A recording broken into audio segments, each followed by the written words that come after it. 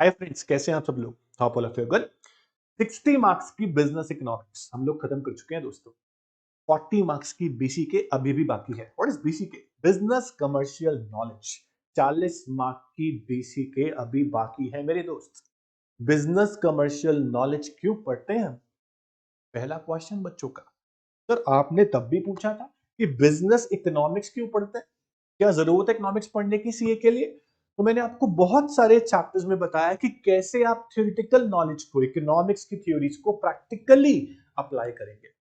उसके बाद आज हम पढ़ने जा रहे हैं बीसीके। फिर से वही क्वेश्चन, सर क्यों बीसीके? तो बहुत सारे बच्चे हैं जिनको पता होता है कि बीसीके क्यों पढ़ रहे हैं, तो जिनको नहीं पता बीसीके पढ़ क्यों रहे हैं, ध्यान से सुनिएगा। सर आप जब चार्टर्ड अकाउंटेंट बन जाएं, आफ्टर बिकमिंग अ सीए आप कुछ भी करेंगे, जो भी आप करेंगे आपने सोच लिया होगा, और जो आपने सोचा होगा बहुत सही सोचा होगा। अपने बारे में अपने से ज्यादा कौन सोच सकता है, राइट? तो आपने जो भी सोचा कि सीए बनने के बाद में ये करूंगा, सर जो भी आप करेंगे आपने ये सोचा कि जो भी हम करेंगे वहां पर कहीं ना कहीं हमारे सामने सिर्फ एक बिजनेस आएगा। कहने को सिर्फ एक बिजनेस आएगा, लेकिन बिजनेस के टाइप सोचे कि पूरे ऑल ओवर द वर्ल्ड कितने सारे टाइप के बिजनेस हमारे सामने, लाखों करोड़ों तरह के बिजनेस है। उनका तरीका अलग है, उनके फंक्शंस अलग है, उनका एरिया अलग है, ऑनरशिप अलग है, बहुत सारे अलग अलग बिजनेस। उन सब की ऑडिटिंग, उनकी कंसल्टेशन सर्विस आप देंगे उनको। आप जो भी करेंगे आपको उन सभी बिजनेस की जानकारी होनी चाहिए या नहीं? मेरे को एक आंसर दे दो। ऑब्वियस सर, आप जिनके लिए काम करेंगे, जिनके साथ आप काम करेंगे, उनके बारे में आपको पता ही नहीं है, आप कैसे काम कर पाएंगे दोस्तों?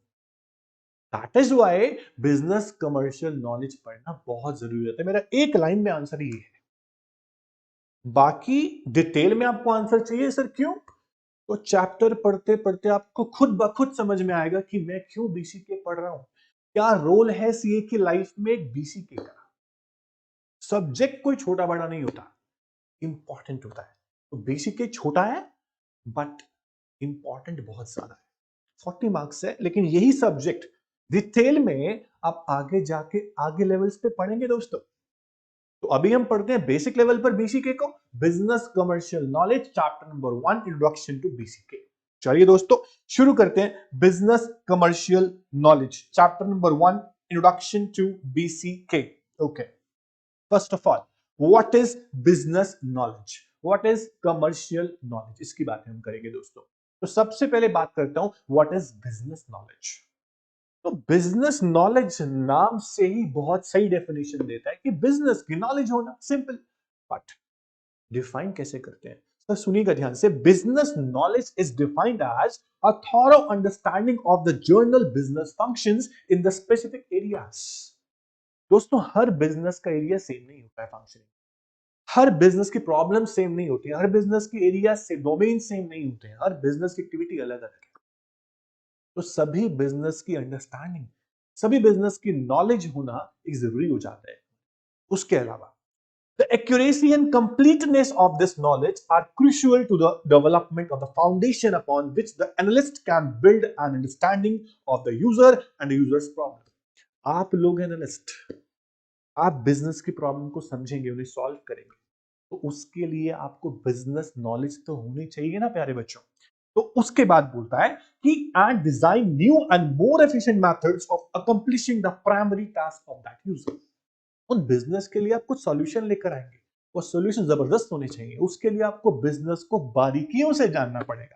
This is called business knowledge. उसके बाद बात करते हैं दोस्तों व्हाट इज कमर्शियल नॉलेज। एक होता है बिजनेस नॉलेज, एक होता है कमर्शियल नॉलेज।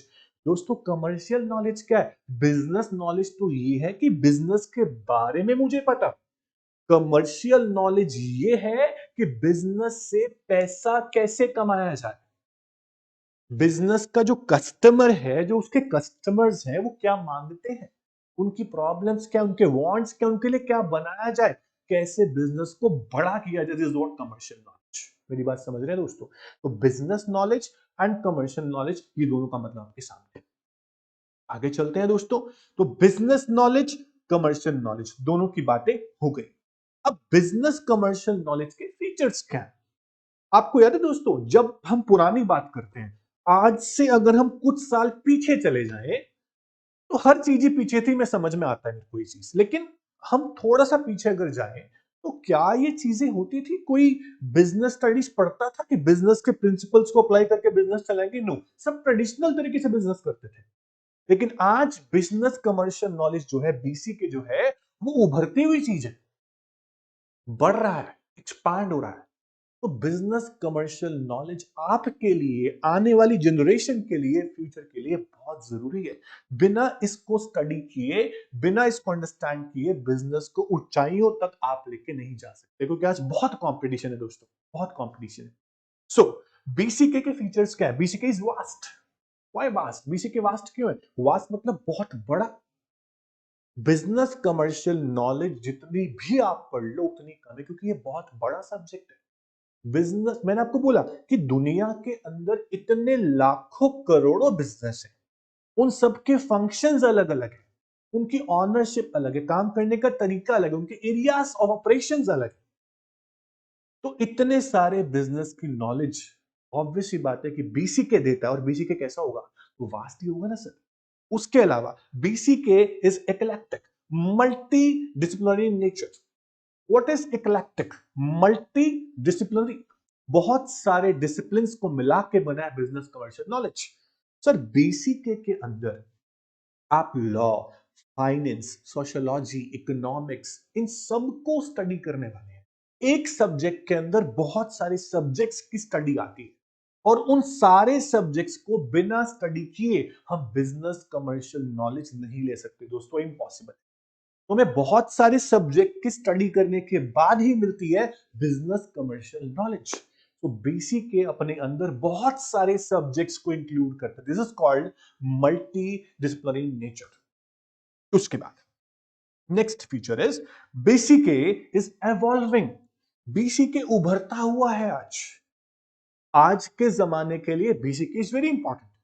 पुराने जमाने में बीसीके का रोल था ही नहीं, लोग ट्रेडिशनल तरीके से काम करते थे। आज it is evolving in nature, हर कोई इसको अपना रहा है, and BCK is ever expanding, बहुत बढ़ता ही जा रहा है इसका स्कोप। तो बीसीके का स्कोप बहुत ज्यादा है, एक्सपैंडिंग, डायनेमिक इन नेचर है, क्योंकि हर बिजनेस जो है, हर बिजनेस सेम नहीं रहता, बिजनेस साइकिल सेम नहीं रहते, बिजनेस फ्लक्चुएशंस होती हैं, टाइम बदलता है, सब चीजें बदलती हैं। तो बीसीके अपने आप में डायनेमिक इन नेचर है, स्टैटिक नहीं है, ये बदलता रहता है। इसकी स्टडी जरूरी है, समय समय पर आपको अपडेट रहना होगा दोस्तों। तो बीसीके इज एक्सपैंडिंग और डायनेमिक नेचर हम बोल सकते हैं। So BCK is vast, eclectic, evolving and expanding in nature. ये थे बिजनेस कमर्शियल नॉलेज के फीचर्स। अब जो चीज आती है, अब जो चीज मेरे सामने आती है, वो आती है कि why BCK is important for you, why BCK is important for CA.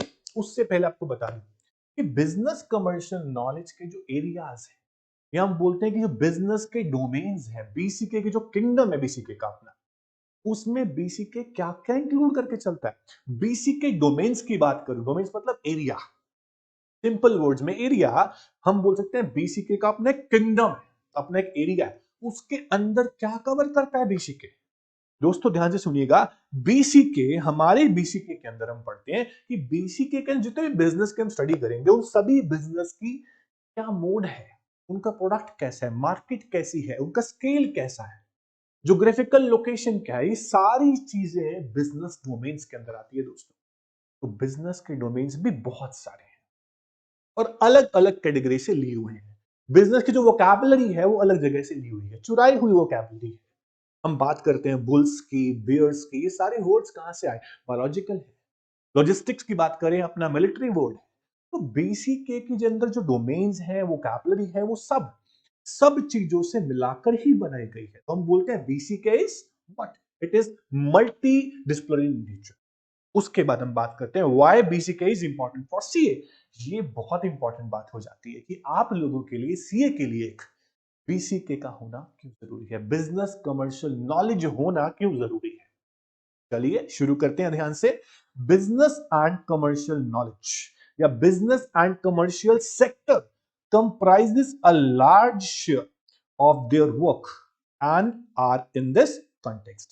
BCK is likely to make them more aware and responsive. BCK पढ़ने के बाद आप ज्यादा जानकार हो जाएंगे, सतर्क हो जाएंगे, आपको हर बिजनेस के बारे में पता होगा, आप अच्छे से अपना काम डिलीजेंसी से कर पाएंगे दोस्तों। उसके बाद each business has its own peculiarities and associated variations. Her business के अपने अलग एरियाज है, अपने अलग फंक्शंस हैं जो बदलते रहते हैं। इन notions of product, inventory, revenue, profit, इन सब चीजों का होना अलग अलग हर बिजनेस का। तो the chartered accountant shall be able to conduct the audit diligently, अगर ये सब जानकारी उनको पता चल। अगर बिजनेस नॉलेज, कमर्शियल नॉलेज एक सीए ने ले ली है तो अपने काम को अच्छे से कर पाएगा, सिंपल डिसीजन ले पाएगा, उनकी स्ट्रेटजीज जो हैं, जो उनके ऑपरेशंस हैं, उनकी जो प्रॉब्लम्स हैं, उनके सॉल्यूशंस निकाल पाएगा, उनके लिए नई पॉलिसी बना पाएगा, उनको सॉल्यूशंस देगा, और सॉल्यूशन जो देगा वो बढ़िया देगा। तो बीसीके का होना बहुत जरूरी है। उसके अलावा only when they understand the nuances of the business they can and add value to the work। समझ में आया बेटा? तो आपको हर बिजनेस को बारीकी से जानना है, बारीकी से जानने के बाद ही आप अपना काम अच्छे से कर पाएंगे, क्योंकि आप उन्हीं के लिए काम करेंगे। तो जिनके लिए आप काम करेंगे उनके बारे में नॉलेज होना बहुत ज्यादा ही जरूरी हो जाता है। That is why we say कि business commercial knowledge very important for C. Okay, उसके बाद अब बेटा बात करते हैं आगे हम कि how to enhance your knowledge. Sir आपने बोला कि बीसीके की नॉलेज बहुत जरूरी है सीए के लिए, ओके समझ में आता है, बट मैं नॉलेज लूं कैसे? बेटा बिजनेस कमर्शियल नॉलेज के लिए सिर्फ बुक्स नहीं है आपके पास। मान लिया कि बुक्स आपको नॉलेज दे रही है, बुक्स के अलावा हमारे पास बहुत सारी चीजें हैं जिससे हम नॉलेज ले सकते हैं। बेटा अगर आप टीवी देखते हो तो टीवी में कुछ अच्छा देखो, आप सीएनबीसी देखो, आप बिजनेस टीवी देखो, बहुत सारे ऐसे चैनल्स हैं जो आपको सिर्फ और सिर्फ बिजनेस के बारे में ही नॉलेज देते हैं। बहुत सारी मैगजीन्स ऐसी हैं जो आपको सिर्फ बिजनेस के बारे में नॉलेज देती हैं। बहुत सारे न्यूज़पेपर्स ऐसे हैं जो आपको सिर्फ बिजनेस के बारे में नॉलेज देते हैं। तो इतनी सारी चीजें हैं। चलो मान लिया कि न्यूज़पेपर आप नहीं पढ़ सकते, टीवी में आप ये चैनल्स देखना आपको बोरिंग लगता है। दोस्तों हम जब भी कहीं जाते हैं ना, जब भी हम कहीं जाते हैं, हम बहुत सारी चीजों को ऑब्जर्व करते हैं, एक्सपीरियंस करते हैं। उनमें देखो, उनमें सोचो ये कौन सा बिजनेस है, इसके एरिया ऑफ ऑपरेशन क्या होगा, कौन ओनर है इसका। आप चलते चलते भी, आप घूमते फिरते भी बीसीके की नॉलेज ले सकते हो दोस्तों। आप सोचना कभी, अगर आप किसी बस में ट्रेवल कर रहे हो, मेट्रो में जा रहे हो, कुछ भी कर रहे हो, आप चीजों को देखो, ऑब्जर्व करो। आपको जरूर जरूर जरूर कहीं ना कहीं लगेगा कि ये क्या है, ये कौन बनाता है, इसका क्या बिजनेस है, कहां से आया प्रोडक्ट, किसके पास जा रहा है, प्रॉफिट कितना है इसके अंदर, मैं कर सकता हूं क्या। ये ऑब्जर्वेशन होती है। आपका दिमाग वैसा हो जाना चाहिए, तब जाकर आप इसकी नॉलेज ले सकते हो। आपका दिमाग कहीं और चल रहा है तो कहां से नॉलेज आएगी दोस्तों? तो बीसीके की नॉलेज हम किसी भी तरह ले सकते हैं।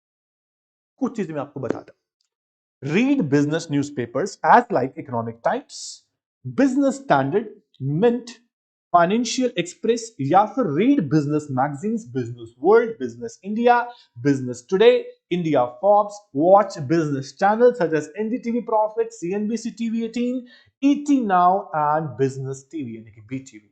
तो every human being is busy in some activity or other throughout the day.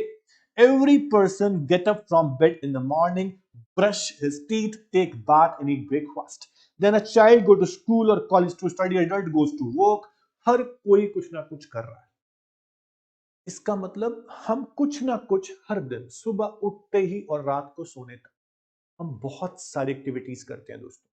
उन एक्टिविटीज के अंदर हम दो तरह की एक्टिविटीज करते हैं, सिर्फ दो तरह की मेन। अगर हम बात करें इकोनॉमिक एंड नॉन इकोनॉमिक, तो हम पढ़ने जा रहे हैं ह्यूमन एक्टिविटीज। टॉपिक का नाम क्या है? Human activities. तो ह्यूमन एक्टिविटीज पढ़ने से पहले एक बात जान लो कि बिजनेस एंड कमर्शियल नॉलेज की कितनी जरूरत है आप लोगों को।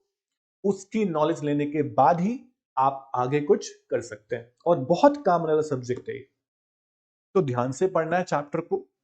चैप्टर का बेसिक जो था वो हमने पढ़ लिया, इंट्रोडक्शन। अब हम पढ़ने जा रहे हैं दोस्तों एक नया टॉपिक, ह्यूमन एक्टिविटीज। ओके, तो अब क्या बोलता है कि जॉब पर जा रहा है कोई, कोई घर से निकलता है, स्कूल जा रहा है, कोई अपना नॉर्मल रूटीन वर्क कर रहा है, घर पे हाउसवाइफ्स है। तो बेटा बहुत सारी टाइप की एक्टिविटीज होती हैं।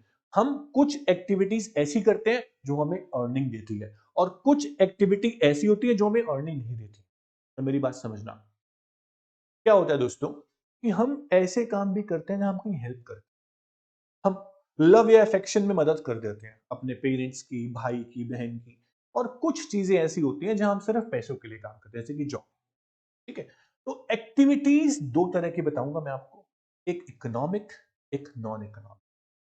कहीं पर हम बात करेंगे पैसों की यानी प्राइस की, मनी की, और कहीं हम बात करेंगे हेल्प, मदद की, या सिर्फ हॉबी की, या जॉब, या कोई लव अफेक्शन की हम बात करेंगे। तो दोस्तों डिफरेंशिएट करिएगा, मैं आपको समझाने जा रहा हूं topic economic and non economic activities. चलिए, सबसे पहली बात, all human activities may broadly classified as two categories, economic and non-economic। बेटा सबसे पहली बात, इकोनॉमिक एक्टिविटीज क्या होता है? Economic activities are undertaken with the object of earning money, सबसे पहली बात, and acquiring wealth।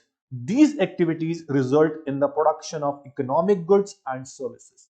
देखो बेटा, किसी को भी अगर पैसे कमाने हैं, मनी अर्न करनी है, वेल्थ फॉर्म करनी है, तो कोई ना कोई काम तो करना पड़ेगा। बिना प्रोडक्शन के आप इनकम जनरेट कैसे कर सकते हो दोस्तों? अब प्रोडक्शन किसका होता है? प्रोडक्शन या तो गुड्स का होता है या सर्विसेज का। गुड्स सर्विस को प्रोड्यूस करके आप पैसे कमा सकते हो। Okay, so business is an economic activity, but it differs from other economic activities, such as those of an employee, self-employed person like doctors, lawyers, chartered accountants। कुछ hint दे रहा है ये लाइन। हिंट क्या दे रहा है कि बिजनेस भी activity है, इकोनॉमिक, पैसे वो भी कमा के देता है बिजनेस। आप एम्प्लॉयमेंट यानी कि जॉब करते हो, वहां से भी आपको पैसे आते हैं। आपका खुद का बिजनेस, आप प्रोफेशनल हो, आप सीए हो, या आप सीएस हो, या आप कुछ भी हो, प्रोफेशनल में डॉक्टर हो, आप टीचर हो, आप लॉयर हो, तो आपको वहां से भी पैसे आते हैं। पर ये तीनों के तीनों, तीनों नहीं, ये बहुत सारी चीजें जो है ये अलग अलग है। बिजनेस, एम्प्लॉयमेंट, प्रोफेशन, ये तीन चीजें हम अलग तरीके से पढ़ेंगे दोस्तों। हम बात करते हैं आगे की कि ह्यूमन एक्टिविटीज को डिवाइड के दो पार्ट में, इकोनॉमिक एंड नॉन इकोनॉमिक। आपने पढ़ा अभी अभी, इकोनॉमिक एक्टिविटीज वो हैं जो आपको पैसे कमा कर देंगी, आपको मनी जनरेट करके देंगी। और नॉन इकोनॉमिक क्या है? जहां कोई पैसे आपको नहीं मिल रहे। ओके, तो non economic activities are inspired by sentiments, emotions such as love for the family, desire to help the poor, and love for the country। These activities are not undertaken for monetary यानी कि पैसों के लिए नहीं करते, and one's satisfaction and happiness के लिए हम करते।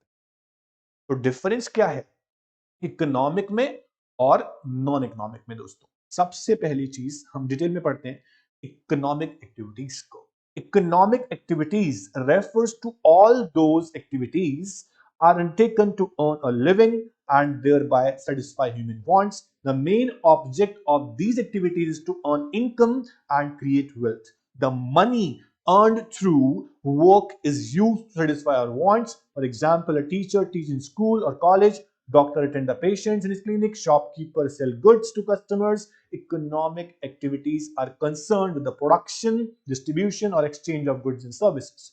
These activities create utilities and result in production of wealth। Economic activities are also called occupations। Sir, इतना बड़ा पैराग्राफ पढ़ दिया, कुछ समझा ही नहीं। बेटा अब सुनो ध्यान से, इकोनॉमिक एक्टिविटीज वो थी जहां पर हम काम तो कर रहे हैं, लेकिन किसके लिए काम कर रहे हैं? पैसे कमाने। पैसे कमाएंगे तो कैसे कमाएंगे? पैसे कमाएंगे कुछ गुड्स प्रोड्यूस करके, सर्विस प्रोड्यूस करके, या कोई एम्प्लॉयमेंट करके, आप कुछ भी काम करेंगे। और जो पैसे आएंगे उससे आप क्या करेंगे? उससे आप अपने वांट्स को सेटिस्फाई करेंगे, which are never ending. Wants कभी समाप्त नहीं होते, कभी खत्म नहीं होते, इसलिए आप पैसे कमाते हो, कमाते हो, कमाते हो, कमाते हो, कमाते रहते हो। तो इकोनॉमिक एक्टिविटीज तो ये है दोस्तों। अब बात करेंगे कुछ फीचर्स की। किसके फीचर्स दोस्तों? इकोनॉमिक एक्टिविटीज के फीचर्स की बात करेंगे, कैरेक्टरिस्टिक्स की बात करेंगे दोस्तों। सबसे पहला फीचर इकोनॉमिक एक्टिविटीज का, सबसे पहला फीचर ये है कि इनका मोटिव क्या है? To earn money. मतलब some economic motive is there. तो economic motive is the first feature of economic activities. Economic activities are undertaken to earn money. And acquire wealth, इसकी हम बात कर चुके हैं दोस्तों। The main motive behind these activities is to make economic gain, कुछ profit कमाना है। These activities are perform by human beings to earn a living, क्योंकि बिना पैसों के आप कैसे अपनी लिविंग अर्न करेंगे दोस्तों। तो these activities are perform to earn a livelihood, ये आपको ध्यान रखना है। उसके बाद बच्चा दूसरा फीचर है प्रोडक्टिव। इकोनॉमिक एक्टिविटीज में कहीं ना कहीं प्रोडक्शन हो रहा है। इकोनॉमिक एक्टिविटी का मतलब ये जो प्रोडक्टिव हो, मींस जहां से कुछ जनरेट होता हो, इनकम जनरेट होती हो, गेन होता हो, प्रॉफिट होता हो, ऐसी एक्टिविटी को बोलते हैं इकोनॉमिक एक्टिविटीज। तो these are productive in nature. Okay, जो नॉन इकोनॉमिक एक्टिविटीज होती है, जो सिर्फ सेंटिमेंट्स या इमोशंस को लेकर होती है, हमारा मन करता है हम कर देते हैं, किसी की मदद कर दी हमने, किसी की हेल्प कर दी, तो उनमें कोई इकोनॉमिक मोटिव नहीं होता है। लेकिन इकोनॉमिक एक्टिविटीज में मोटिव इकोनॉमिक होता है और ये प्रोडक्टिव होती है। जो नॉन इकोनॉमिक होंगी वो अनप्रोडक्टिव होंगी। ठीक है, तो इकोनॉमिक एक्टिविटीज इन्वॉल्व प्रोडक्शन, या तो गुड्स का या सर्विस का, डिस्ट्रीब्यूशन भी हो सकता है। तो किस लिए हम ये करते हैं? अपने वांट्स को सेटिस्फाई करने के लिए, क्योंकि हमारे वांट जो है वो सेटिस्फाई तब होंगे जब हमारे पास पैसे आएंगे। पैसे तब आएंगे प्यारे बच्चों जब हम प्रोडक्शन करेंगे, कुछ इकोनॉमिक एक्टिविटीज करेंगे। तो these activities are directly related to creation of wealth. बहुत ही आसान था, बहुत ही सिंपल था। The next feature of economic activity is economic resources. कहीं ना कहीं जब भी हम कोई भी, चाहे हम बिजनेस कर रहे हो, चाहे हम एम्प्लॉयमेंट में हो, चाहे हम प्रोफेशनल हो, हम कुछ ना कुछ रिसोर्सेज यूज करेंगे दोस्तों। रिसोर्सेज जो प्रोडक्टिव रिसोर्सेज है, फैक्टर्स ऑफ प्रोडक्शन की मैं बातें कर रहा हूं, आपने इकोनॉमिक्स में पढ़ लिया है। लैंड, लेबर, कैपिटल, एंटरप्रेन्योर, ये चार मेन रिसोर्स थे। इनको आप यूज करते हो, या तो आप नेचुरल रिसोर्स यूज करोगे, या फिजिकल रिसोर्स यूज करोगे, या आप ह्यूमन रिसोर्स यूज करोगे। आप रिसोर्सेस को यूज किए बिना कैसे प्रोडक्शन कर सकते हो? तो कहीं ना कहीं रिसोर्सेस का यूज हमेशा यहां पर होगा। तो future is economic activities make use of economic resources such as land, labour, capital and. अब एक छोटी सी बात है कि जब भी हम इकोनॉमिक रिसोर्स की बात करते हैं ना दोस्तों, तो हमारे माइंड में एक चीज जरूर आती है कि रिसोर्सेज आर लिमिटेड। तो रिसोर्सेज जब लिमिटेड होते हैं, तो कोई भी इकोनॉमिक एक्टिविटी में कर रहा हूं, तो वहां पर मैं ध्यान रखूंगा कि रिसोर्सेज वेस्ट नहीं होने चाहिए। तो इकोनॉमिक एक्टिविटीज को करते वक्त हम रिसोर्सेज का यूज कैसे करते हैं दोस्तों? रैशनल तरीके से यूज करते हैं, ऑप्टिमम यूज करते हैं। तो economic activities require proper allocation of scarce resources. Resource बहुत शॉर्टेज में है, ताकि हम मैक्सिमम आउटपुट गेन कर पाए। These activities involve optimum, यानी कि अच्छे तरीके से एफिशिएंट यूटिलाइजेशन करते हैं रिसोर्सेज का, ताकि वेलफेयर भी मैक्सिमाइज हो जाए और रिसोर्स बच जाए फॉर फ्यूचर जनरेशन। उसके बाद देखो बच्चों, जब भी हम बात करते हैं इकोनॉमिक एक्टिविटीज की, तो हमने हमेशा बोला कि हम मनी अर्न करना चाहते हैं, हम वेल्थ क्रिएट करना चाहते हैं। तो अगर एक इंसान की वेल्थ क्रिएट हो रही है, दूसरे की भी हो रही है, सब कोई एक्टिविटी कर रहा है कोई ना कोई लिविंग अर्न करने के लिए, तो सभी लोग as a part of our country economy का पार्ट है, चाहे वो फर्म हो, इंडिविजुअल हो, बिजनेस हो। तो सभी लोगों को मिला के इकोनॉमी की ग्रोथ होगी कि नहीं? इकोनॉमिक ग्रोथ में मदद कौन कर रहा है? इकोनॉमिक ग्रोथ का मतलब क्या है? Quantitative growth of economy. या तो नेशनल इनकम बढ़ रही हो और कैपिटल इनकम बढ़ रही हो, ये सब तब बढ़ेंगे जब हम कोई ना कोई इकोनॉमिक यानी कि प्रोडक्टिव एक्टिविटी करेंगे दोस्तों। तो इकोनॉमिक एक्टिविटीज जो होती है मदद करती हैं इकोनॉमी की ग्रोथ में। Economic activities determine the level of economic development of a country and the living standard of citizens. जितनी ज्यादा आप प्रोडक्टिव एक्टिविटीज करेंगे, उतना ज्यादा आप अर्न करेंगे। जितना ज्यादा आप अर्न करेंगे, उतना आपका लिविंग स्टैंडर्ड हाई होगा। और जितना आपका लिविंग स्टैंडर्ड हाई होगा, उतना हमारी इकोनॉमी का भी होगा। तो आपका लिविंग स्टैंडर्ड इंप्रूव होता रहे, ऐसा हम मानते हैं। उसके बाद इकोनॉमिक एक्टिविटीज वो हैं जो लीगल है प्यारे बच्चों। जो एक्टिविटी इलीगल है ना, उसको इकोनॉमिक नहीं। अगर आप पैसा कमा रहे हो मेहनत करके, खून पसीने की कमाई से, आप प्रोफेशन में हो, आप एम्प्लॉयमेंट में हो, आप बिजनेस करते हो, आपका बिजनेस लीगली वैलिड होना चाहिए। अगर आप इलीगल बिजनेस करते हैं, गैम्बलिंग है या कोई और है, स्मगलिंग है, ये चीजें जो हैं, ये इकोनॉमिक एक्टिविटीज का पार्ट नहीं होती दोस्तों। तो इकोनॉमिक एक्टिविटी को हम इकोनॉमिक तब बोलेंगे जब वो लीगली वैलिड हो। ओके, तो human activities perform for economic gain, और पैसा तो कहीं से भी कमाया जा सकता है, बट हम बोलते हैं कि इकोनॉमिक एक्टिविटी तब कही जाएगी जब वो लॉफुल हो। Unlawful activities such as gambling हो गया, ब्लैक मार्केटिंग हो गया, थेफ्ट हो गया, स्मगलिंग हो गया, are oppose to public interest या पब्लिक पॉलिसी, फेवर में नहीं है। तो therefore these activities cannot be called economic activities. And the last feature and the simple feature is socially desirable. जो सोसाइटी चाहती हो वो आप काम करें। सोसाइटी को प्रॉब्लम है आपके काम से, कहीं ना कहीं आप प्रॉब्लम में आप भी फंस सकते हैं, क्योंकि आपका काम सोसाइटी को समझ में नहीं आ रहा है, उनके लिए डिजायरेबल नहीं है, तो कहीं ना कहीं कुछ गलत हो रहा है। तो सोशली डिजायरेबल वर्क्स को ही हम बोलते हैं इकोनॉमिक एक्टिविटीज दोस्तों। उसके बाद अब कुछ एग्जाम्पल हमारे पास है। देखो एग्जाम्पल तो खत्म ही नहीं होंगे, पर फिर भी कुछ एग्जाम्पल आपके पास यहाँ दिए हुए हैं कि कौन कौन सी एक्टिविटी के एग्जाम्पल हैं जो इकोनॉमिक है। तो जैसे कि देखो बच्चों, जहां भी आप ना एक चीज याद रखो, जहां भी प्रोडक्शन हो रहा है, गुड्स का है, सर्विस का एक्सचेंज हो रहा है, डिस्ट्रीब्यूशन वाला काम हो रहा है, मतलब कहीं ना कहीं पैसे कमाने की बातें हो रही है, वेल्थ क्रिएशन की बात हो रही है, लिविंग अर्न करने की बात हो रही है, कुछ प्रोडक्टिव वर्क हो रहा है, वो इकोनॉमिक एक्टिविटी है। एग्जाम्पल आपके सामने, हम प्रोडक्शन कर रहे हैं, मैन्युफैक्चरिंग का फैक्ट्री है हमारी, हम प्रोडक्शन करते हैं, ऑब्वियस इकोनॉमिक एक्टिविटी है, पैसे आएंगे उससे हमारे पास।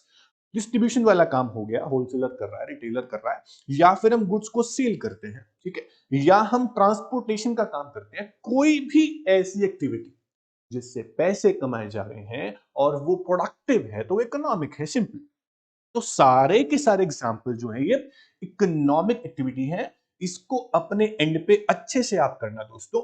और अब मैं जब आपको समझाऊंगा नॉन इकोनॉमिक एक्टिविटी, आपको दोनों में फर्क समझ में आ जाएगा कि क्या इकोनॉमिक है क्या नॉन इकोनॉमिक है। बहुत सिंपल टॉपिक है, हालांकि इसमें बहुत ज्यादा एक्सप्लेनेशन की नीड नहीं है, बट फिर भी आप समझिए दोस्तों। तो अब हम आते हैं बेटा इकोनॉमिक और नॉन इकोनॉमिक, हम टॉपिक करने जा रहे हैं। इकोनॉमिक हमने कर लिया है, अब हम आते हैं बेटा नॉन इकोनॉमिक एक्टिविटीज पे, फिर हम डिफरेंस पढ़ेंगे और अच्छे से समझ में आएगा आपको। तो नॉन इकोनॉमिक एक्टिविटीज क्या है दोस्तों, ध्यान से सुनिएगा। Activities which are undertaken to satisfy social, religious, धर्म की बातें, culture, cultural and sentimental emotions are called non economic activities. कहीं पर भी पैसे कमाने की बातें नहीं हुई, कहीं पर भी लिविंग अर्न करने की बातें नहीं हुई, कहीं पर भी वेल्थ क्रिएट करने की बातें नहीं हुई। मन किया, दिल किया, हमने कर दिया। अच्छे काम जो हम करते हैं, किसी की मदद कर रहे हैं, हमारा मन करता है, गरीबों को खाना खिला दिया, या फिर आप फ्रेंड्स के साथ पार्टी करने के लिए जा रहे हो, ये सब नॉन इकोनॉमिक है, आपके लिए नॉन इकोनॉमिक है, क्योंकि आप ना पैसे क्रिएट नहीं कर रहे हो। ओके, तो अब एग्जांपल देते हैं। The object of these activities is not to earn monetary gain or reward. People engage in non-economic activities for reason of love, sympathy, religion, patriotism, etc. For example, a mother look after her children, a student donate blood, an old man goes to temple daily, भगवान के दर्शन करने के लिए रोज हम जाते हैं, this is non economic activity. A rich man donate money to prime minister relief fund, a young man help a blind girl to cross the road, ये सब हमारा मन किया, हमने कर दिया। तो ये सब बातें हैं नॉन इकोनॉमिक एक्टिविटी, जहां पे कोई प्रोडक्शन नहीं हो रहा है दोस्तों, ठीक है। उसके बाद it is the object of any activity that distinguish between economic and non economic. Purpose पे डिपेंड करता है, ऑब्जेक्ट पे डिपेंड करता है आप क्या कर रहे हैं। अगर ऑब्जेक्ट पता चल जाए तो आप डिफरेंशिएट कर सकते हो इकोनॉमिक और नॉन इकोनॉमिक के अंदर। द प्राइमरी ऑब्जेक्टिव, सबसे मेन ऑब्जेक्टिव जो होता है इकोनॉमिक एक्टिविटी का, वो होता है to earn a living and create wealth. उसके अलावा हम बात करें नॉन इकोनॉमिक की, तो उसका ऑब्जेक्टिव होता है सोशल, कल्चर, रिलीजियस या recreational satisfaction. The output of economic activities can be measured in terms of money. जैसे एग्जांपल देते हैं आप, हमने ये देखा, हम फैक्ट्री में मैन्युफैक्चरिंग कर रहे थे, हम जॉब कर रहे थे, या हम कहीं पर कोई ऐसा बिजनेस कर रहे हैं जिससे पैसे आ रहे हैं, उनको हम मनी की टर्म में मेजर कर सकते हैं। But non economic activities can not be measured in terms of money. उसके बाद the same activity may be economic as well as non economic. ये बहुत ही इंपॉर्टेंट है, इसको आपको बहुत ज्यादा ध्यान से सुनना है। A nurse attending a patient in a hospital is an economic activity, उसको सैलरी मिलेगी बेटा। But when the same nurse attend to her sick mother at home, it is a non-economic activity because the object is not to earn money। देखो बेटा, इसके अलावा example और भी हैं। अगर मैं आप लोगों को पढ़ा रहा हूं, मैं आपसे फीस चार्ज कर रहा हूं, दिस इज इकोनॉमिक एक्टिविटी। अगर मैं अपने घर पे अपने छोटे ब्रदर को या सिस्टर को पढ़ाता हूं, दिस इज नॉन इकोनॉमिक, क्योंकि मेरा मोटिव वहां पैसे अर्न करना नहीं है। तो same activity can be economic as well as non economic, depend upon the objectives. The activity of the same person may be economic at one time or place and non-economic at other time. The dividing line is not the activity or the person who is doing it, but the objective for which is undertaken. अब non activity का non economic activity का objective जो होते हैं वो क्या होते हैं बेटा? लव, अफेक्शन, प्यार मोहब्बत में काम कर दिया हमने। एग्जाम्पल दे रहा है, taking dinner with a family, cooking food for family. मैंने बोला आपको, आप फ्रेंड्स के साथ खाना खाने के लिए बाहर जा रहे हो, दिस लव अफेक्शन, आप प्यार मोहब्बत में चले गए। उसके बाद आपका पर्पस वहां पैसे कमाना नहीं था, ओके। पर्सनल सेटिस्फैक्शन, आपको खुद से अंदर से इच्छा होती है कि हाँ चलो चलते हैं, मैं सेटिस्फाई हो जाऊंगा। या फिर आपको फिजिकल नीड्स पूरी करनी है, आप वॉक पे जाते हो, आप रनिंग करते हो सुबह, ये आपकी पर्सनल सेटिस्फैक्शन के लिए, अपनी हेल्थ के लिए आप ये कर रहे हैं। दिस इज नॉन इकोनॉमिक, पैसे कमाना ऑब्जेक्टिव यहाँ पे नहीं है, ठीक है। रिलीजियस ऑब्लिगेशन, आप मंदिर में जाते हैं, गुरुद्वारे में जाते हैं, कहीं पर भी जाते हैं। सोशल ऑब्लिगेशन, एग्जाम्पल, अब जैसे आप रोड पर चल रहे हो, किसी का एक्सीडेंट हो गया, आपने मदद कर दी, दिस सोशल ऑब्लिगेशन। उसके अलावा कहीं अर्थक्वेक आ गया, फ्लड आ गया, आपने ध्यान रखा, आपने हेल्प की कहीं पर, this is social. Patriotism, donate blood for injured army में, ये सब बातें जो हैं, इनमें कहीं पर भी हमारा पर्पस पैसे कमाना नहीं था, okay. This is called non economic activities, जहां पे मेन मोटिव जो होता है वो क्या होता है? पर्सनल सेटिस्फैक्शन होता है, नॉट टू अर्न लिविंग, या फिर मनी अर्न करना नहीं होता दोस्तों। तो अब आपको शायद जरूरत नहीं पड़ेगी डिफरेंस को अच्छे से याद करने की, क्योंकि आपको सब कुछ यहाँ पे मैंने बता दिया है। तो डिफरेंस एक बार आप देख लीजिए बेटा, इकोनॉमिक और नॉन इकोनॉमिक एक्टिविटीज में क्या डिफरेंस होता है। यहाँ पे टोटल 7 पॉइंट है डिफरेंस के। एक बार ध्यान लगाते हैं और सुनते हैं कि क्या डिफरेंस होता है economic and non economic activities में प्यारे बच्चों। तो ऑब्जेक्टिव क्या है, हमने पढ़ा ऑब्जेक्टिव क्या है? वेल्थ या फिर टू अर्न अ लिविंग। किसका ऑब्जेक्टिव है? इकोनॉमिक एक्टिविटीज का। नॉन इकोनॉमिक एक्टिविटी का मतलब क्या है? जो सेंटिमेंटल है, इमोशनल है, उनका ऑब्जेक्टिव मनी नहीं है, पर्सनल सेटिस्फैक्शन है, ओके। उसके बाद हम जब भी कोई इकोनॉमिक एक्टिविटी करते हैं तो हमें एक्सपेक्टेशन होती है कि पैसे मिलेंगे। तो money income is expected, okay. Money income is not expected in case of non economic, क्योंकि जहां हम मदद करते हैं, जहां हम हेल्प करते हैं, एक्सपेक्टेशन क्या होती है? कि दुआ मिल जाएगी, कर्म हमारे अच्छे हो जाएंगे, हम ये सोचते हैं। रिलेशनशिप, इनका रिलेशन जो इकोनॉमिक का, वो किससे? मनी से है, इनकम से है। बट इनका रिलेशन मनी इनकम से नहीं है दोस्तों। हम इकोनॉमिक एक्टिविटीज को, ऑलमोस्ट सभी इकोनॉमिक एक्टिविटीज को मनी के टर्म में मेजर कर सकते हैं, बट नॉन इकोनॉमिक को नहीं कर सकते। उनका कोई मोल नहीं है, अनमोल होती हैं अगर आप मदद करते हो तो किसी। Logic, guided by rational consideration of cost and rational rational consideration of cost and benefit. हम यहां हमेशा ध्यान रखते हैं कितने पैसे हमारे लग रहे हैं, कितने हमें मिलेंगे, कितना हमें प्रॉफिट होगा। लेकिन यहाँ पे हम ऐसा नहीं सोचते हैं कि क्या होगा, हम सिर्फ मदद कर देते हैं, हम नहीं सोचते लॉस और गेन के बारे में। उसके बाद next difference is resources. Economic activities में हम प्रॉपर एलोकेशन करते हैं रिसोर्स का, उन्हें एफिशिएंट तरीके से यूज करते हैं, बट नॉन इकोनॉमिक में ऐसा जरूरी नहीं है। एग्जाम्पल आपके सामने है, बिजनेस, प्रोफेशन, एम्प्लॉयमेंट। और नॉन इकोनॉमिक के अंदर फैमिली ओरिएंटेड कोई काम कर दिया, रिलीजियस काम कर दिया, सोशल काम कर दिया आपने, तो ये सब क्या है? नॉन इकोनॉमिक के एग्जाम्पल है।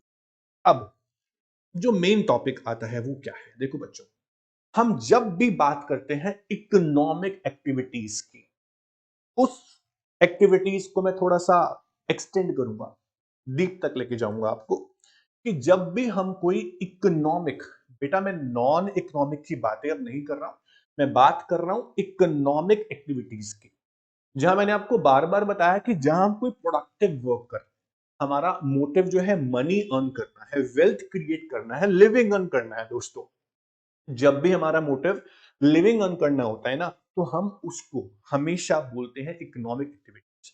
अब हर रोज आपके पेरेंट्स, ठीक है, आपके फैमिली मेंबर्स, जो भी एक ऐसी एज में है जो काम करने की एज है, वो काम करते हैं, पैसे कमाते हैं, घर चलाते हैं, उनको हम क्या नाम देते हैं? हम उनको नाम देते हैं बेटा ऑक्यूपेशन। हम बोलते हैं ना कि आपके पेरेंट्स का क्या ऑक्यूपेशन है? आप बोलते हो sir my father is a businessman, बोलते हो ना, तो या तो बिजनेसमैन होंगे, या डॉक्टर, टीचर, लॉयर, प्रोफेशनल होंगे, मतलब सीए होंगे जो आप भी बनने जा रहे हैं, या फिर कहीं पर जॉब करते होंगे, बड़ी या फिर छोटी, सबकी जॉब जॉब है, ठीक है, कोई काम छोटा बड़ा नहीं होता। तो एम्प्लॉयमेंट, प्रोफेशन, या फिर हम बोलते हैं कि बिजनेस, तो इसे हम ऑक्यूपेशन का नाम देते हैं दोस्तों। तो ऑक्यूपेशन क्या है आपका, ऐसा हम पूछते हैं ना, तो वो हम बात कर रहे हैं इकोनॉमिक एक्टिविटी क्या करते हैं, पैसे कैसे कमाते हैं, बिजनेस करते हैं, जॉब करते हैं, या फिर क्या है, प्रोफेशनल। तो हम क्या कर रहे हैं बेटा, हम इकोनॉमिक एक्टिविटीज को नाम दे रहे हैं ऑक्यूपेशन का, और ऑक्यूपेशन को हम 3 पार्ट में डिवाइड कर रहे हैं, that is business, employment and profession. इन तीनों के बारे में पढ़ेंगे डिटेल, क्वेश्चन बन सकते हैं, इंपॉर्टेंट है, और डिफरेंस भी इसमें पढ़ेंगे हम दोस्तों। The topic is business, profession and employment. ध्यान से सुनिएगा बेटा। Economic activities are also known as occupations. Economic activities और ऑक्यूपेशंस एक ही बात हुई, may be classified into 3 categories such as number 1 business, number 2 profession, number 3 employment. Okay, business, employment and profession. चलिए दोस्तों, सबसे पहले बात करेंगे हम, देखो बच्चों, चाहे बिजनेस हो, चाहे एम्प्लॉयमेंट हो, चाहे आप प्रोफेशनल हो, आपका कहीं ना कहीं मोटिव हमेशा क्या है, ठीक है।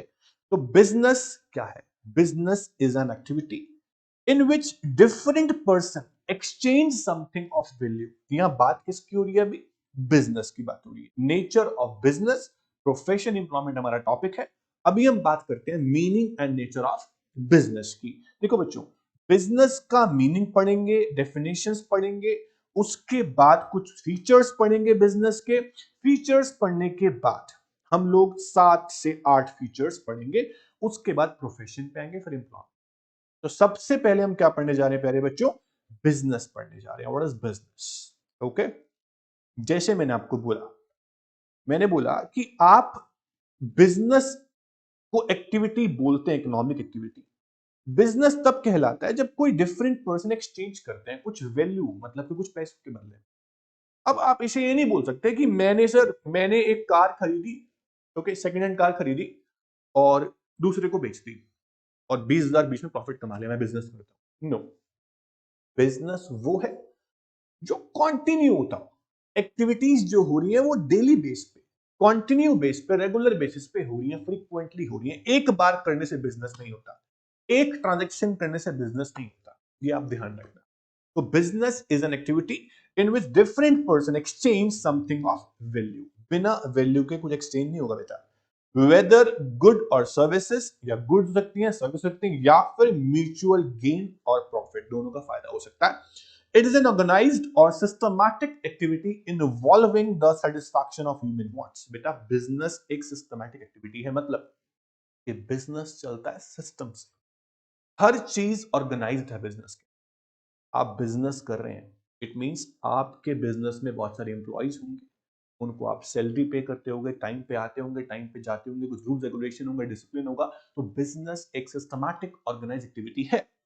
बिजनेस इन्वॉल्व रेगुलर, ये बहुत इंपॉर्टेंट बात है प्यारे बच्चों, बिजनेस इन्वॉल्व रेगुलर और रिकरिंग, यानी कि बार बार, फ्रीक्वेंट बेस पे purchase and sale of goods and services, the purpose of earning profit through the satisfaction of human wants.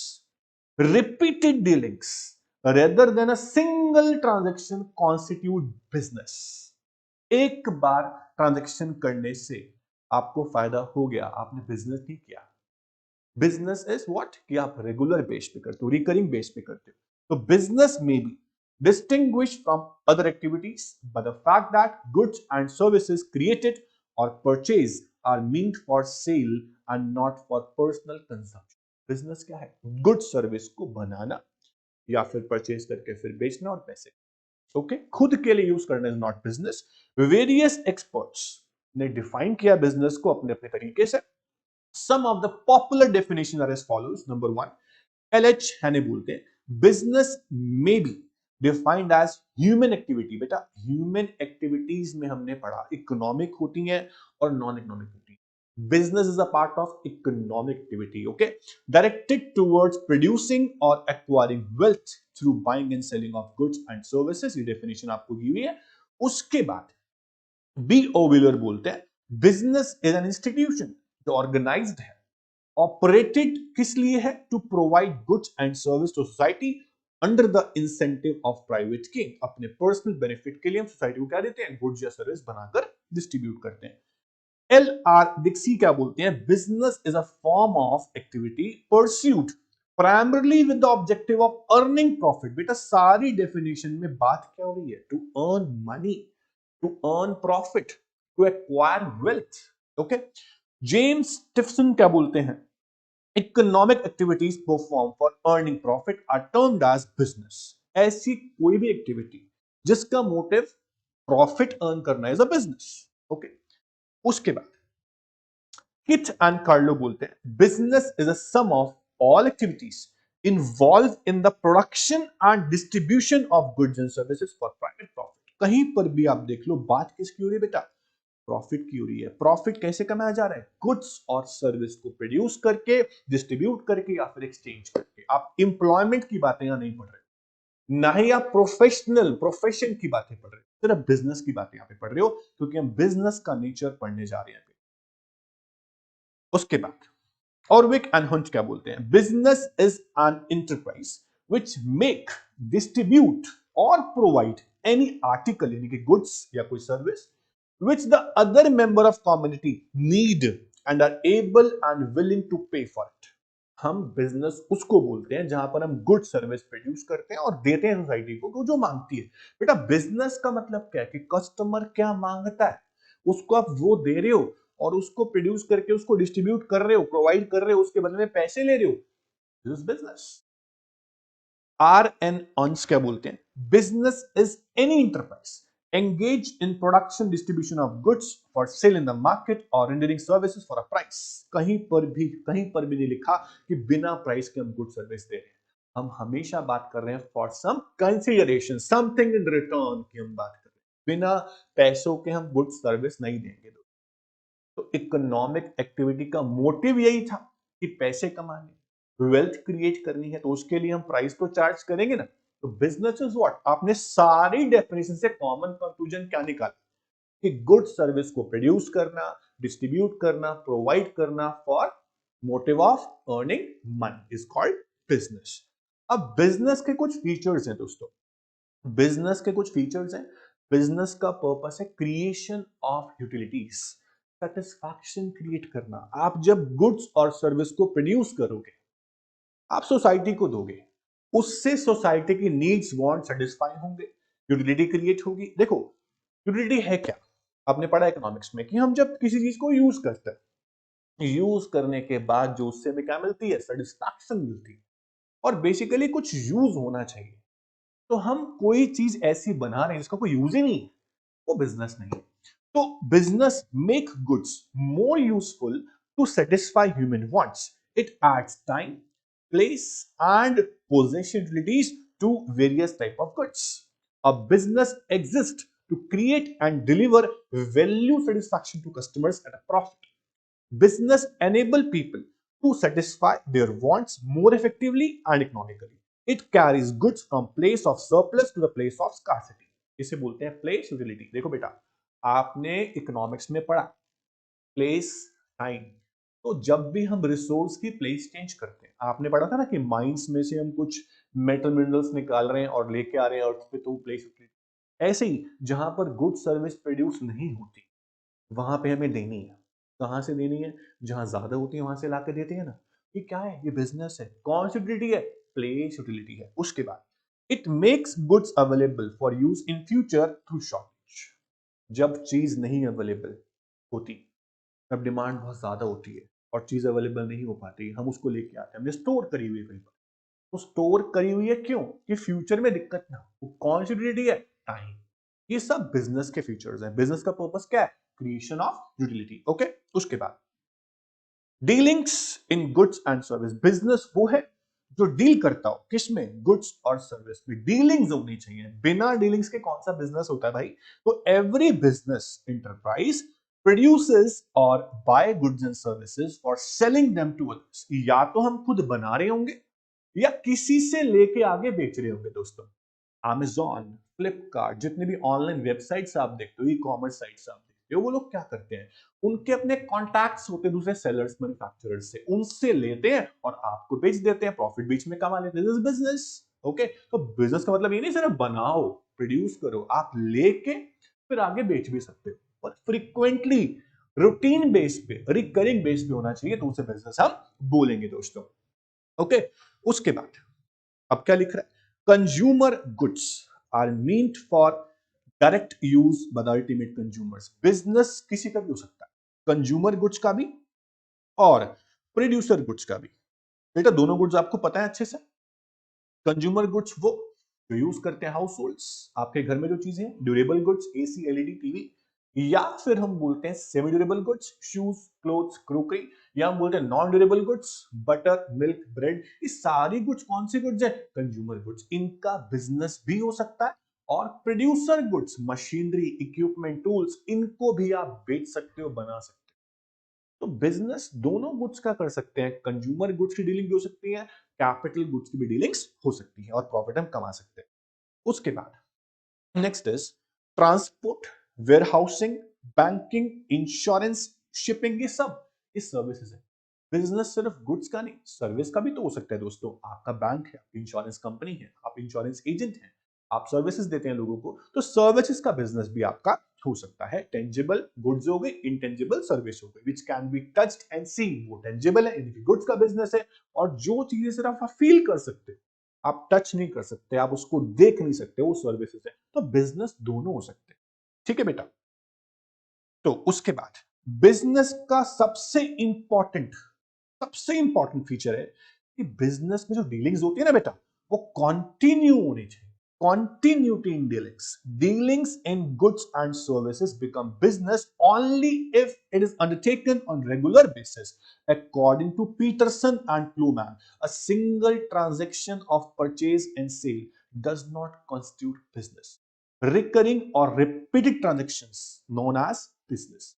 If a person sell his old scooter or car, it is not business. The seller get money in exchange. But if it open a shop, आपको शौक लग गया। शौक मतलब आपका मन किया कि यार मैंने एक ट्रांजेक्शन की है, मेरे को इससे प्रॉफिट हुआ, क्या मैं रोज कर सकता हूँ? आप रोज करने लगते हैं उसको, आपको मजा आता है, आप पैसे कमाते हैं, तो आपका बिजनेस ही बन गया। आपने शॉप ही खोल ली, शोरूम खोल लिया, this is known as business. तो आप डेली बेस पे करें, रेगुलरली करें, इसको हम बिजनेस बोलेंगे बेटा। बिजनेस का चौथा फीचर है बेटा सेल, ट्रांसफर या एक्सचेंज। तीनों में से एटलीस्ट एक चीज तो होनी चाहिए। आप या तो सेल करते हैं बनाकर इस चीज को, या खरीद कर फिर बेचते हैं। ठीक है, आप डिस्ट्रीब्यूशन भी कर सकते हैं। तो all business activities involve transfer या फिर exchange of goods and services for some consideration. आप कुछ गुड्स देंगे तो पैसे लेंगे, इसे एक्सचेंज बोलेंगे। कंसिडरेशन का मतलब क्या है? Something in return. आप लॉ में पढ़ते हैं ना, consideration called price is usually express in terms of money. आज की डेट में बार्टर एक्सचेंज नहीं चलता है कि पुरानी चीज दो नहीं ले लो, आपको पैसे जरूर देने पड़ते हैं। नया फोन लोगे, पुराना फोन दोगे, पैसे कम लगते हैं ना, आपको एक्स्ट्रा पे करने पड़ते हैं। तो प्रॉपर बार्टर एक्सचेंज नहीं है, प्राइस कहीं ना कहीं है, समथिंग इन रिटर्न में जो कंसिडरेशन है आपके प्राइस की तो होती है।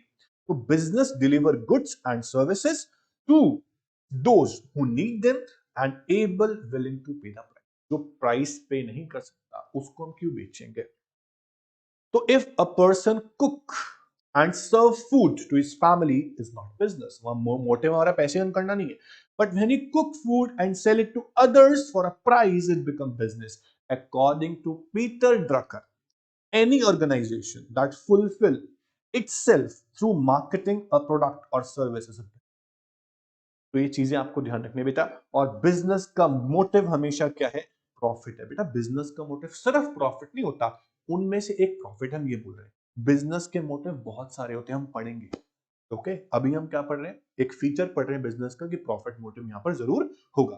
प्राइमरी एम जो होगा प्रॉफिट होगा। The primary aim of business is to earn profit. Profit are essential. Profit के बिना बिजनेस को बढ़ाएंगे कैसे? आपने गुड्स बनाई या खरीदी और आगे बेची, प्रॉफिट नहीं हुआ, आप बिजनेस को बढ़ाएंगे कैसे आगे? तो पैसा डालेंगे बिजनेस में तभी तो बिजनेस बढ़ेगा ना बेटा। तो बिजनेस के लिए इन्वेस्टमेंट चाहिए, इन्वेस्टमेंट के लिए प्रॉफिट तो होना चाहिए ना आगे आपको। इसलिए मोटिव क्या रखते हैं? प्रॉफिट रखते हैं। तो profit must however be earn through legal and fair means. Illegal come up ना करें। Business should never exploit society to make money. ये ध्यान रखें आप। ये कुछ एथिक्स होते हैं बिजनेस के जो आपको फॉलो करने चाहिए। तो बिजनेस कमर्शियल नॉलेज आपको बहुत कुछ सिखा रही है दोस्तों। फर्स्ट चैप्टर में ही देखो आप, बिजनेस का मोटिव एक और भी है कि जहां पे रिस्क आए, एक्सपेक्टेड होकर रिस्क आने वाला है, तो उसको आप एलिमिनेट करने के लिए प्रिकॉशंस। एक्सपेक्टेड नहीं होते कई रिस्क, अनसर्टेन रिस्क भी होते हैं, उसके लिए प्रिकॉशन लेके चले। तो बिजनेस का ऑब्जेक्टिव रिस्क को हटाना भी होता है। तो प्रॉफिट जो है वो काम कब आता है? जब कल को कुछ दिक्कत होगी तो पैसे वही काम आएंगे ना आपके पास। तो profit is a reward for assuming risk. ये ध्यान रखना इंपॉर्टेंट है। Risk implies the uncertainty of profit और पॉसिबिलिटी ऑफ लॉस। रिस्क क्या है? कि कल को मेरे को प्रॉफिट कम हो जाएगा या लॉस हो जाएगा, ये मेरा रिस्क है। रिस्क को अवॉइड कैसे करूं? मैं कुछ रिजर्व मेंटेन कर लेता हूं। और कहां से करूंगा? प्रॉफिट होगा तभी रिजर्व मेंटेन करूंगा ना दोस्तों। तो risk is a part and parcel of business. Business enterprise function in uncertain and uncontrollable environment. ये चैप्टर आप पढ़ेंगे पूरा बिजनेस एनवायरमेंट। ठीक है। Changes in customers taste and fashion. लोगों का टेस्ट चेंज हो गया, आने वाले समय में फैशन चेंज हो गया, आपकी गुड सर्विस बिक नहीं रही दोस्तों, लॉस हो सकता है। तो इन लॉस को प्रिवेंट करने के लिए, अनसर्टेनिटीज को टैकल करने के लिए आपको रिस्क एलिमिनेट करना पड़ता है। कैसे? उसके लिए बहुत सारे सॉल्यूशंस स्ट्रेटजीज होती हैं, आप पढ़ेंगे आगे जाके। तो उसके अलावा food, fire, earthquake, strike by employees, ये सब अनसर्टेन है, theft etcetera also cause loss. A businessman can reduce risk through correct forecasting and insurance. या तो आप फ्यूचर फोरकास्टिंग करो कि अगर ये होगा तो मैं क्या, मेरे पास कोई पॉलिसी है, कोई स्ट्रेटेजी है कल के लिए, या फिर कोई ऐसा रिस्क है जिसको इंश्योर्ड करा सकते हैं। भाई कल को आग लग गई तो फायर इंश्योरेंस होता है, चोरी होने हो गई तो थेफ्ट इंश्योरेंस भी होता है। तो बहुत सारे इंश्योरेंस आपके पास है, उनसे आप कराइए। उससे आप रिस्क को एलिमिनेट कर सकते हैं। जो आपके हाथ में है एटलीस्ट वो तो कर ही लीजिए। जो हाथ में नहीं है उसके लिए प्रिकॉशन लीजिए, पॉलिसी बनाइए, स्ट्रेटेजी बनाइए। ये बिजनेस का ऑब्जेक्टिव होता है बेटा। तो but all risk can not be eliminated. कुछ रिस्क ऐसे होते हैं जो एलिमिनेट नहीं कर सकते, वो आएंगे तो आएंगे। उनको फेस करने के लिए आप प्रिकॉशन जरूर ले सकते हैं दोस्तों। Okay, nothing is impossible. उसके बाद बिजनेस का सेवेंथ फीचर है इकोनॉमिक एक्टिविटी। ये हम पढ़ चुके हैं कि बिजनेस का जो मोटिव है वो इकोनॉमिक है, यानी कि प्रॉफिट अर्न करना है। However, business is also a social institution because it help to improve the living standard of people. अगर ये बिजनेस जो चल रहे हैं ये सब ना हो, ये गुड्स सर्विस जो बनाती हैं फर्म्स और कंपनीज ये ना हो, आपका लिविंग स्टैंडर्ड कैसे हाई होगा दोस्तों? आपके पास जो गुड्स हैं, जो गैजेट्स हैं जिनका आपका लिविंग स्टैंडर्ड हाई होता है, फैसिलिटीज हैं, वो किसने बनाई? कुछ इंडस्ट्रीज ने बनाई, कंपनीज ने बनाई, फैक्ट्रीज ने बनाई, फर्म ने बनाई। ये नहीं होती तो आपका लिविंग स्टैंडर्ड हाई कैसे होता? तो बिजनेस कहीं ना कहीं सोशली भी आपके लिए अच्छा। तो मोटिव प्रॉफिट भी है, इकोनॉमिक भी है और सोशल भी है। Okay, non economic activities do not form a part of business. ये आपको ध्यान रखना। बिजनेस को हम आर्ट और साइंस दोनों बोल सकते हैं बेटा, वेरी इंपॉर्टेंट। बिजनेस को आप साइंस क्यों बोलते हो? क्योंकि बिजनेस वो सारी थ्योरीज, वो सारी थ्योरेटिकल बॉडी ऑफ नॉलेज को यूज करता है जो आप पढ़ते हैं। आपने क्लास 11th में, क्लास 12th में बीएसटी पढ़ा होगा, बिजनेस स्टडीज। वो सारे प्रिंसिपल्स कहीं ना कहीं आपको बिजनेस में दिखेंगे और अप्लाई भी करेंगे आप लोग। जब अप्लाई करने की बारी आएगी तो उसे आर्ट बोल देंगे। जब साइंस की बात कर रहे हैं तो हम बोलेंगे कि हमने जो थ्योरीज पढ़ी हैं, जो फॉर्मूलाज पढ़े हैं, उनको हम साइंस बोलते हैं, क्योंकि science is theoretical body of knowledge. Science is based upon cos and effect relationship, कि क्या रीजन है और क्या उसका रिजल्ट आता है, या प्रैक्टिकली देखते भी हैं, जिसको उसको हम आर्ट भी बोल देते हैं। तो बिजनेस को आप साइंस आर्ट दोनों बोलते हो। बिजनेस आर्ट क्यों है? क्योंकि हम अपनी पर्सनल स्किल्स यूज करते हैं। पर्सनल स्किल जो आपके अंदर है उसको आप यूज कर रहे हो अपने बिजनेस में, इज एन आर्ट, ये भी एक आर्ट है। तो साइंस क्यों है? क्योंकि कुछ प्रिंसिपल लॉस पे, ठीक है। तो business is called science as well as an art, ये आपको ध्यान रखना बेटा। उसके बाद नेक्स्ट आता है प्रोफेशन। तो बिजनेस में हमने क्या पढ़ा? बहुत सिंपल टॉपिक था, बिजनेस का मीनिंग, कुछ डेफिनेशंस और उसके बाद फीचर्स आपने पढ़ लिए। अब आप प्रोफेशन पढ़ेंगे। आप क्या देख रहे हैं कि बिजनेस में जो मोटिव है वो क्या है? प्रॉफिट, और जो रिवॉर्ड है तो ये प्रॉफिट है, किस लिए?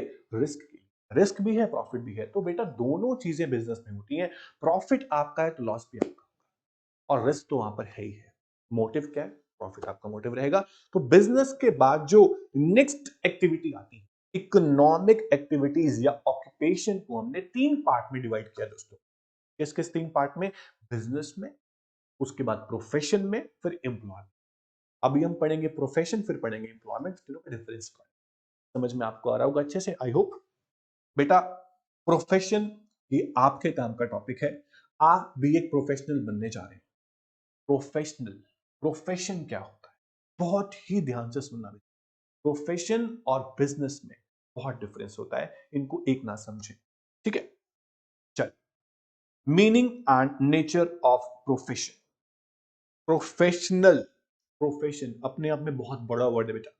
The profession means an occupation which involve application of some specialized knowledge and skills to earn a living. Business करने के लिए कोई स्पेशलाइज्ड स्किल्स नहीं चाहिए। आइडिया चाहिए, आप बिजनेस कर सकते हैं। लेकिन आपको प्रोफेशनल बनना है तो आपको स्पेशलाइज्ड बॉडी ऑफ नॉलेज लेनी पड़ेगी।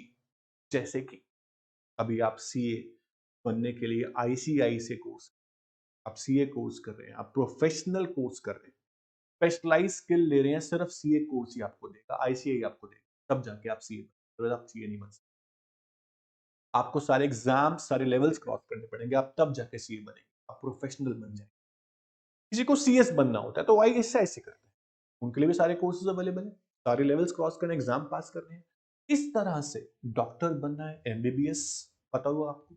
तो आपको ये सारी चीजें, स्पेशलाइज्ड बॉडी ऑफ नॉलेज जिसे हम बोलते हैं, ये करने के बाद आप प्रोफेशनल बनते हो बेटा। तो profession required specialized degree of knowledge and skills to earn a living. The person who are engaged in profession are called professionals. They render personal services of a specialized nature to the clients. CA के जो काम होता है वो कोई और नहीं कर सकता, वो CA ही कर सकता है। तो स्पेशल सर्विस मैं आपको दे रहा हूं अपने क्लाइंट को, क्योंकि मैं प्रोफेशनल हूं, मैं उसी काम से रिलेटेड काम करता हूं, मेरा प्रोफेशन है, मैं वही काम करूंगा। लॉयर जो है वो कोर्ट में जाके केस लड़ेगा, टीचर पढ़ाएगा, लेक्चरर जो है वो लेक्चर्स देगा, डॉक्टर पेशेंट हैंडल करेगा, डॉक्टर सीए वाला काम खुद ही करेगा। तो सबका अपना अलग अलग काम है। तो प्रोफेशनल्स स्पेशलाइज्ड होते हैं, ठीक है, अपने क्लाइंट्स को सर्विस देने के लिए, और उसके लिए आपको प्रॉपर एजुकेशन, ट्रेनिंग और एक्सपीरियंस चाहिए होता है, जो आपको कोई एक सेलेक्टेड स्पेशलाइज्ड इंस्टीट्यूशन देती है। जैसे कि आईसीए आपको दे रही है नॉलेज, किसकी? सीए के लिए। ओके, सुनिए बेटा, एक बात और ध्यान रहे आपको कि जैसे बिजनेस मैन उनको प्रॉफिट मिलता है, प्रोफेशनल्स को क्या मिलता है बदले में? बिजनेस में जो रिवॉर्ड था, प्रॉफिट था, प्राइस था, कंसिडरेशन में कुछ पैसे थे। प्रोफेशनल को क्या मिलता है? उनकी फीस। आप डॉक्टर के पास जाते हैं, आप देखते हैं कंसल्टेशन फीस 500 रुपए, 1000 रुपए ऐसे लेते हैं ना, तो ये उनकी फीस है। आप सर्विसेज प्रोवाइड कर रहे हैं, आप एज अ प्रोफेशनल सर्विसेज दे रहे हैं अपने क्लाइंट्स को, तो आप बदले में क्या लेंगे? अपनी फीस लेंगे। ओके, तो professional receive fee for the services, chartered accountant, medicine, law, tax consultancy, example of professions. इसके बदले में क्या चार्ज की जाती है? फीस चार्ज की जाती है। चलो, उसके बाद कुछ फीचर्स हैं प्रोफेशन के, ध्यान से सुनने आपको। प्रोफेशन में स्पेशलाइज्ड बॉडी ऑफ नॉलेज आपको जरूर चाहिए। बिना स्पेशलाइज्ड बॉडी ऑफ नॉलेज के आप कैसे प्रोफेशनल बन सकते हैं? बिना एमबीबीएस का डॉक्टर, बिना सीए की डिग्री का सीए, या बिना आईसीएसआई की डिग्री का सीएस कैसे बन सकता है कोई? इसलिए आपको क्या चाहिए? Specialised body of knowledge, some degree आपको चाहिए। So every profession has a specialized and systemized body of knowledge. Member of the profession are required to learn this knowledge. उसके बाद ये अच्छे सीए बन पाएंगे जब आप आईसीआई का कोर्स अच्छे से कर लेंगे, एग्जाम क्रैक कर लेंगे। रेस्ट्रिक्टेड एंट्री, ऐसे ही कोई भी सीए नहीं बन जाएगा, है ना।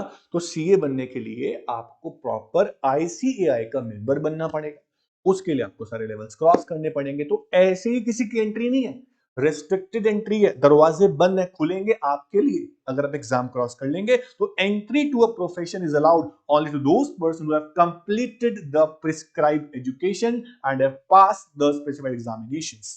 तो ध्यान रखिए बेटा, फॉर्मल ट्रेनिंग, ये भी आपको पता है कि सीए कर रहे हैं, ट्रेनिंग भी होगी, है ना, इंटर्नशिप आपकी होगी। A profession provide facilities for formal education and training also to those who want to acquire professional qualification. Doctor की भी ट्रेनिंग होती है, सीए की भी ट्रेनिंग होती है, सीएस की भी ट्रेनिंग होती है, लॉयर की भी ट्रेनिंग होती है, सबको कहीं ना कहीं इंटर्नशिप करनी पड़ती है। प्रैक्टिकल एक्सपीरियंस बहुत जरूरी है बेटा, सिर्फ थ्योरी नहीं।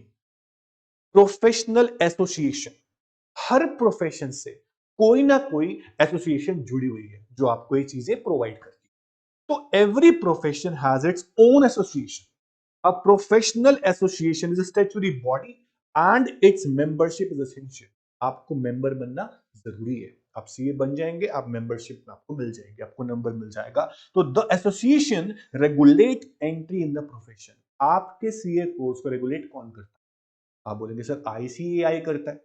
सीएस के लिए रेगुलेशन बॉडी कौन है? आप बोलेंगे आईसीएसआईएस, है ना। इस तरह से आप बोलते हैं कि एग्जाम्पल आपको यहाँ सीए का ही मिलेगा क्योंकि आप सीए ही कर रहे हैं बेटा। तो सर्विस मोटिव, एक प्रोफेशनल का मोटिव क्या है? सर्विसेज देना, गुड्स बनाना नहीं, क्या देना? सर्विसेज देना। चार्टर्ड अकाउंटेंट सर्विसेज देता है, कौन कौन सी देता है आप अच्छे से जानते हो। डॉक्टर सर्विसेज देता है अपने पेशेंट्स को, लॉयर सर्विस देता है अपने क्लाइंट्स को। इस तरह सर्विस मोटिव हमारा यहां पर होगा। तो professionals are expected to emphasise service to their clients rather than economic. हाँ, फीस चार्ज करेंगे, फिक्स्ड है, लेकिन मेन मोटिव क्या है अभी यहां पर? सर्विस देना, तभी आपको फीस मिलेगी बेटा। उसके बाद कोड ऑफ कंडक्ट। क्यों? हर प्रोफेशन के अपने रूल्स रेगुलेशंस हैं। आप जब आईसीआई के मेंबर बन जाएंगे, after completion of CA course आप सीए बन जाएंगे, तो क्या आपको कोई रूल रेगुलेशन फॉलो नहीं करने? तो तब भी करने पड़ेंगे। आफ्टर बिकमिंग अ सीए तब भी आपको आईसीएआई के रूल्स फॉलो करने पड़ेंगे। उन बिना रूल्स को फॉलो किए आप सर्विसेज क्लाइंट्स को नहीं दे सकते। आप बिना रूल्स रेगुलेशन के काम कर रहे हैं तो आप पे प्रॉब्लम आ सकती है बेटा। तो activities of a professional are regulated by formal code of conduct. This code is prescribed by professional association of which he is a member. बहुत सिंपल था, आसान था, आपके मतलब का टॉपिक था। तो अब यहां पर कुछ नाम आपको बता रहे हैं कि कौन कौन से प्रोफेशन है, उनकी कौन कौन सी एसोसिएशन है। जैसे कि मेडिकल प्रोफेशन के लिए, डॉक्टर के लिए आपको मेडिकल काउंसिल ऑफ इंडिया है। लॉयर बनने के लिए आपको क्या है? बार काउंसिल ऑफ इंडिया है। अकाउंटिंग प्रोफेशन के लिए आपके पास सीए बनने के लिए आईसीएआई है, सीएस बनने के लिए आईसीएसआई है बेटा। कॉस्ट अकाउंटिंग के लिए आपके पास institute of cost and work accountant of India ICWAI है। ऐसे इंजीनियर बनने के लिए आपके पास इंस्टीट्यूशन ऑफ इंजीनियरिंग इंडिया की। तो ये सारी क्या है? एसोसिएशन है। कोई भी प्रोफेशन से आपको जुड़ने के लिए आपको इन एसोसिएशन के exams, proper specialised body of knowledge and training बहुत ज्यादा लेनी पड़ेगी, उसके बाद जाकर प्रोफेशनल बन सकते हैं बेटा। उसके बाद अब आता है meaning and nature of employment. Profession बहुत आसान था, प्रोफेशनल बनना बहुत ज्यादा मुश्किल नहीं है, आप आराम से बन सकते हो। बस दिन रात मेहनत करो, अच्छे से करो, ध्यान लगाकर पढ़ो, बन जाओगे बेटा। Meaning and nature of employment. Employment क्या है? किसी के अंडर में काम कर रहा हूं और बदले में क्या ले रहा हूं? कंपनसेशन, वेजेस या सैलरीज इन कैश और काइंड, मैं इसको एम्प्लॉयमेंट बोलता हूं।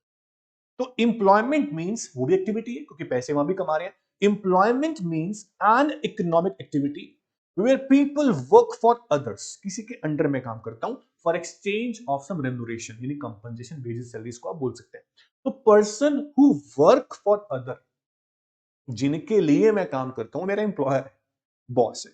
द पर्सन और organisation which engage others to work for them are called employers। और जो काम कर रहे हैं, मैं काम कर रहा हूं किसी के लिए तो मैं एम्प्लॉय हूं, वो मेरे एम्प्लॉयर हैं।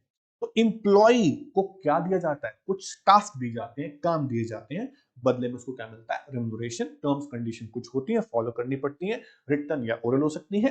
तो employ act under the guidance and control of his employer. जो एम्प्लॉयर बोलेगा, जो बॉस बोलेगा, वो करना पड़ेगा। The employer may be a government department या प्राइवेट फर्म हो सकती है। Employment includes all type of job in government offices या private enterprises. When a professionally qualified person work as an employee, he is also said to be in employment।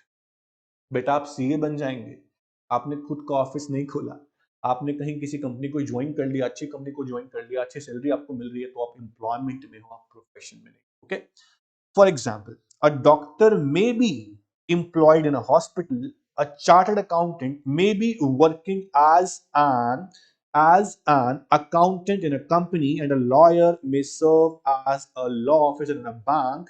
ये सब employment में बेटा। तो example दे रहा है कुछ। Teacher teaching in a school और कॉलेज एम्प्लॉयमेंट में है। An engineer employed in municipal corporation of Delhi, MCD में काम कर रहा है कोई इंजीनियर, वो एम्प्लॉय है। An accountant working in the accounts department of a company employ है। A person working as a plant manager of a factory employ है। ठीक है बेटा। तो मेन फीचर ऑफ एम्प्लॉयमेंट क्या है? सबसे पहला, in employment a person work for others, जिसको हम बोलते हैं employer. An employ provide services. ठीक है, there is a service agreement और contract between employ and employer. It contain terms and conditions. उसके बाद the employ has to obey the order of employ. जो बॉस बोलेगा बात माननी पड़ेगी आपको। ऐसे एम्प्लॉयमेंट के अंदर होता है, आप खुद के बॉस नहीं होते हैं। No capital investment is made by employ. सारी इन्वेस्टमेंट कौन करेगा बेटा? एम्प्लॉयर करेगा। आपको सिर्फ काम करने के लिए जाना है, 8 घंटे काम करना है, सैलरी लेनी है। सरदर्दी बहुत होती है बेटा। एम्प्लॉय गेट वेज और सैलरी फॉर हिज। कुछ जॉब ऐसी होती है जहां पे बहुत तसल्ली से काम होता है, कोई वर्क प्रेशर नहीं होता, लोड नहीं होता। पर कुछ फर्म्स, प्राइवेट फर्म्स ऐसी हैं जहां पे आपको बहुत लोड होता है, बहुत ज्यादा वर्कलोड होता है, तो आप परेशान हो जाते हैं। तो आप पे डिपेंड करता है कि आप क्या करेंगे। आप एम्प्लॉयमेंट में रहेंगे, आप प्रोफेशनल बनेंगे, आप बिजनेस करेंगे, डिपेंड्स अपॉन यू गाइस। तो ठीक है, उसके बाद होप मेरे को लगता है कि आप अपना डिसीजन बहुत अच्छे से लेंगे। लाइफ के डिसीजन होते हैं, अच्छे से लेने होते हैं, सोच समझ के लेने होते हैं। अब हम पढ़ने जा रहे हैं difference between business profession and employment. Okay, business profession and employment. Total आपके पास यहां पर बेटा 9 पॉइंट्स हैं और बहुत सिंपल पॉइंट्स हैं, हम सब पढ़ चुके हैं, सिर्फ एक बार थोड़ा रिवीजन करेंगे। Mode of establishment. A business enterprise is established when an entrepreneur takes a decision to carry on some business activity. In a profession, the membership or enrollment of recognized professional association or institution is essential, but under employment, a person has to enter into contract of services। अगर आप businessman बनना चाहते हो तो आपको पैसे लगाने पड़ेंगे, कोई ना कोई एक्टिविटी सोचनी पड़ेगी, आइडिया सोचना पड़ेगा, इन्वेस्टमेंट करनी पड़ेगी, बिजनेस शुरू। एम्प्लॉयमेंट में जाना चाहते हैं तो आपको कॉन्ट्रैक्ट साइन करना है एम्प्लॉयर के साथ। हमें काम करूंगा आपके साथ, टर्म कंडीशन देखो अच्छी लग रही है, समझ में आ रही है मुझे, मैं आपके लिए काम करना चाहता हूं। और अगर आपको कोई प्रोफेशनल बनना है तो आपको किसी, जो भी आपको प्रोफेशनल चूज करना है, जैसे आपको सी बनना है तो आप आईसीआई के साथ जुड़ेंगे और उसके कोड ऑफ कंडक्ट को फॉलो करके एग्जाम पास करेंगे, एजुकेशन लेंगे, ट्रेनिंग लेंगे, उसके बाद जाके आप प्रोफेशनल बन पाएंगे। तो चाहे डॉक्टर बनना हो, चाहे इंजीनियर बनना हो, चाहे आपको लॉयर बनना हो, तो आपको प्रोफेशनल एसोसिएशन के साथ जुड़ना होगा। ओके, उसके बाद नेचर ऑफ वर्क। बिजनेस में गुड्स और सर्विस का एक्सचेंज, डिस्ट्रीब्यूशन और प्रोडक्शन होता है। प्रोफेशन में आप सर्विसेज देते हैं, स्पेशलाइज नेचर की, जो कोई और नहीं दे सकता है। एम्प्लॉय में भी आप एम्प्लॉयर की बात मानते हैं और सर्विसेज देने का काम करते हैं under contract.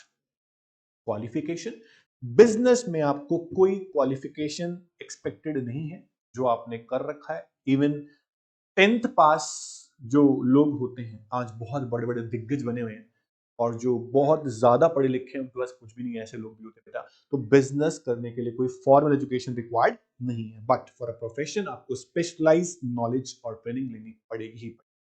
Minimum educational qualification जो है are prescribe for every profession, but employment के अंदर डिपेंड करता है आपकी नेचर ऑफ जॉब पे, आप कौन सी जॉब करना चाहते हैं और उस जॉब की रिक्वायरमेंट क्या है, उसकी क्वालिफिकेशन आपको चाहिए। ठीक है बेटा, कहीं आप जॉब करने के लिए जाते हैं, आप बोलते हैं एमबीबीए, सॉरी एमबीए चाहिए, आप एमबीए करके जानी पड़ेगी। कई बोलते हैं ग्रेजुएशन से काम चल जाए, ग्रेजुएशन करके जानी पड़ेगी आपको। कई लोग बोलते हैं 12वीं पास चाहिए, 12वीं करके चले जाओ। तो डिपेंड करता है आपकी जॉब का नेचर कैसे बेटा। उसके बाद ऑब्जेक्टिव, बिजनेस का ऑब्जेक्टिव क्या है बेटा, to earn profit. Profession, professional का ऑब्जेक्टिव क्या है, सर्विसेज देना रेदर देन प्रॉफिट। ओके, उसके बाद अपना जो एम्प्लॉयमेंट है उसके अंदर काम क्या है, सर्विस देनी है, बदले में भी जो सर्विस आपका ऑब्जेक्टिव होगा, investment. Every business needs investment, चाहे छोटा हो चाहे बड़ा, इन्वेस्टमेंट चाहिए। उसके बाद प्रोफेशन में आपको इन्वेस्ट करना पड़ता है, अगर आप ऑफिस खोलना चाहते हैं तो, बट आप एम्प्लॉयमेंट जाना चाहते हैं आपको कोई इन्वेस्टमेंट जरूरत नहीं पड़ेगी। एम्प्लॉयमेंट के केस में एम्प्लॉय को, यानी आपको कोई इन्वेस्टमेंट नहीं करनी, एम्प्लॉयर इन्वेस्टमेंट करेगा, बिजनेसमैन करेगा, आप वहां जॉब कर रहे होंगे तो आपको कोई इन्वेस्टमेंट की जरूरत नहीं है। रिस्क, बिजनेस में तो रिस्क है बॉस, प्रोफेशन के अंदर बट प्रैक्टिकली नो रिस्क है। अब कह रहे हैं उसके बाद एम्प्लॉयमेंट की बात करें तो बिल्कुल रिस्क नहीं है। प्रोफेशन में रिस्क थोड़ा बहुत हो सकता है। रिस्क की अगर हम बात करें, there is inherent element of risk in business and profession, but practically no risk involve in employment. Profession में रिस्क कैसे हो सकता है कि अगर आप कोई बिजनेस खोल के बैठे हुए हैं, ठीक है, आप कुछ ऐसी सर्विसेज दे रहे हैं जहां आपका खुद का ऑफिस है, तो वहां रिस्क आ सकते हैं आपके पास। ट्रांसफर ऑफ इंटरेस्ट, अपने बिजनेस ओनरशिप को आप ट्रांसफर कर सकते हैं from one person to other person, one firm to other firm, को ट्रांसफरेबल है बिजनेस, बट आप अपनी डिग्री को ट्रांसफर किसी को नहीं कर सकते, आप अगर प्रोफेशनल है तो प्रोफेशन में ट्रांसफरेबिलिटी अलाउड नहीं है, ना आप कर सकते हैं। और एम्प्लॉयमेंट के केस में भी आप अपनी जॉब छोड़ के दूसरे को दे रहे हैं, ऐसा नहीं हो सकता, उसको अपनी पर्सनल स्किल्स दिखानी होंगी, अपनी क्वालिफिकेशन दिखानी होगी। तो ट्रांसफरेबिलिटी अलाउड नहीं है किसके अंदर, प्रोफेशन के अंदर, और ना ही एम्प्लॉयमेंट के अंदर। बिजनेस ट्रांसफरेबल होता है बेटा। उसके बाद public advertisement, the success of business depend करती है एडवर्टीजमेंट पे, बट प्रोफेशन में advertisement is prohibited publicly. There is no need for public advertisement in case of service. Employment में है तो कौन सा एडवर्टीजमेंट बेटा, आपको जॉब करनी है, पैसे कमाने, घर आना है, कौन सी ऐड करेंगे आप। तो एडवर्टीजमेंट की जरूरत ज्यादा कहां पे बेटा, बिजनेस। अब आपका बिजनेस कौन सा है उस पर डिपेंड करता है आपको कितनी एडवर्टीजमेंट करनी पड़ेगी। So, in spite of these above differences, there is close interrelationship between business, profession, and service. A large business enterprise employ large number of person in order to achieve the objectives. It also require the service of professional experts such as chartered accountant भी चाहिए एक business को, lawyer भी चाहिए, architecture भी चाहिए, cost account भी चाहिए. So modern business has become very complex. Trained and experienced managers and other experts are required for efficient business operations. Professionals and other employees provide necessary manpower for efficient running of business concern. Thus, business, profession, and employment are complementary to one another. बिना employees के, बिना professionals के business आज नहीं चलता दोस्तों। तो business, employment और अपना प्रोफेशन, ये आपस में सब कॉम्प्लीमेंट्री है, सबको कहीं ना कहीं जरूरत किसी ना किसी की पड़ती है। Exchange of ideas, exchange of resources, कुछ ना कुछ होता है हमेशा। तो हम बोलते हैं कि these are inter related activities and all are economic activities और economic occupation. The motive is to earn something in return as a price और वैल्यू। तो ये चीज आपको ध्यान रखनी है बेटा। बिजनेस, एम्प्लॉयमेंट, प्रोफेशन, ये तीनों के तीनों इकोनॉमिक एक्टिविटीज के पार्ट थे बेटा।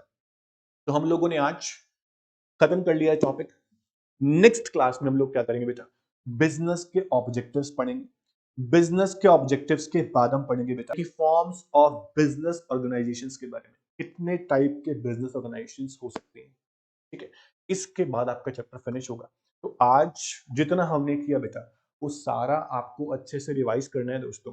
अच्छे से मतलब अच्छे से, ढंग से एक बार क्लास को ध्यान से सुनना है, बहुत ध्यान से सुनना है।